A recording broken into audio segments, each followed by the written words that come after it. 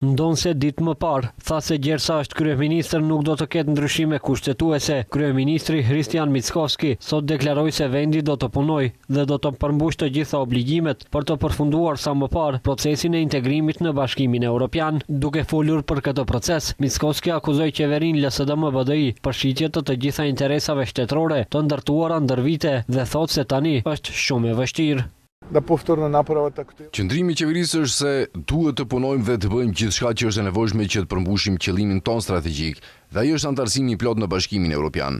Nuk do të jetë lehtë sepse qeveria e kaluar bëri një komplikim të tillë me procesin e eurointegrimeve, duke shitur të gjitha pozicionet e krijuara ndër vite.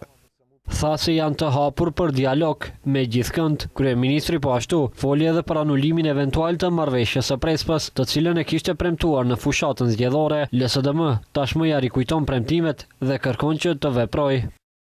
Tani dëgjoj fjalët e tyre duke thënë që ta anulojmë dhe prishim marrëveshjen, sikur ajo të jetë aq e thjeshtë në të drejtën ndërkombëtare dhe mes raporteve ndërfaqësore.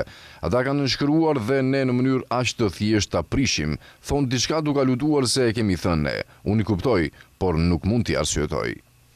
Kujtojmë se procesi i integrimit evropian aktualisht është i bllokuar për shkak të ndryshimeve kushtetuese që qeveria duhet t'i bëjë për përfshirjen e komunitetit bullgar në kushtetut. Kryeministri ka deklaruar se këto ndryshime nuk do të realizohen pa garanci se kjo është kërkesa e fundit në këtë proces dhe pasigurimin e të drejtave të komunitetit maqedonas në Bullgari.